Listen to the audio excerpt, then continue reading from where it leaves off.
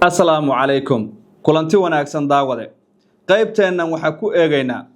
madaxweynaha Mareykanka Donald Trump oo aad ogtihiin halka uu ka taagan yahay qadiyadda Iran ayaa mahadcelin iyo baaq isugu daray dabcan Iran ayuu u mahadceliyay baaq ayuuna u diray waa isweydiinaysaa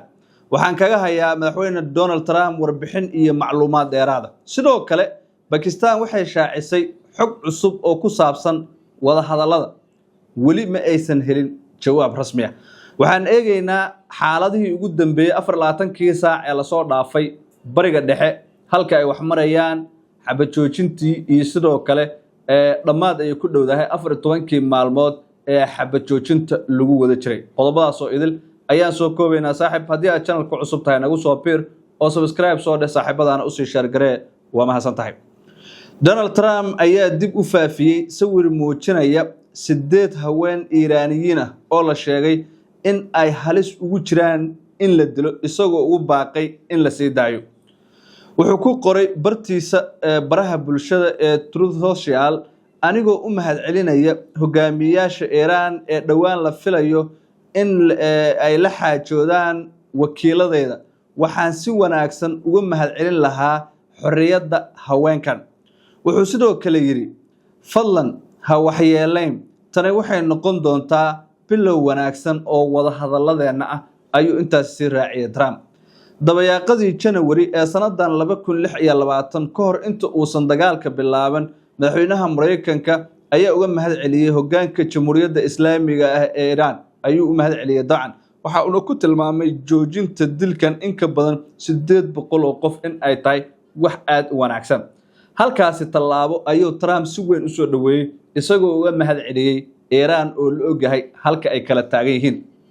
si kastaba ha ahaatee xeeraryaha guud ee Iran ayaa hadalladaas ku tilmaamay kuwa aan sal iyo raad toona lahayn si adag ayuuna u beeniyay ugu dambeyn Pakistan weli ma aysan helin jawaab rasmi ah oo xaqiijinaysa in Iran ay ka qayb galayso wada hadallada nabadda ee ka dhici doona Islamabad sida uu sheegay wasiirka warfaafinta dalkaas ninka lagu magacaabo Ayatollah Tarar ayaa sheegay in xaaladda aysan waxba iska bedelin oo ilaa iyo hadda aanay war ka hayn dhanka Iran Tarar waxa uu markaasi sheegay in Pakistan oo ah dhexdhexaadiyaha ay si joogto ah ula xiriirayso ama ay ula xiriirayaan Iran isla markaana ay wado dariiqa diblomaasiyadda ama wadiiqa ama wadada diblomaasiyadda iyo wada hadalka isagoo inta ku daray in go'aanka Iran ee ka qaybgalka wada hadallada ka hor dhamaadka xabad joojinta 2 toddobaad ay tahay mid muhiim ah sida uu hadalka u dhigay wuxuu sidoo kale sheegay in Pakistan ay dadaalo dhab ah ku bixinayso sidii ay markaasi hoggaanka Iran ugu qancin lahayd in ay ka qayb galaan wareegga labaad ee wada hadallada dadaaladaas wali waa ay socdaan sida uu ku sheegay bartiisa X oo hore loo oran jiray Twitter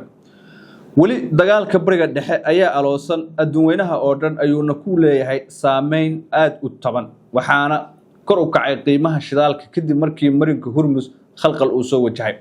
14 maalmood ee xabad joojinta ah ee dunida oo dhan dhaha ay ku hayso dhamaad ay ku dhow yihiin welina ma muuqato xal rasmi ah oo la gaaray waxaase la rajaynayaa in madaxda Islamabad markaas kulamada ka wado wakiilada madaxweyne Donald Trump iyo xubnaha ka socda Jamhuuriyadda Islaamiga ee Iran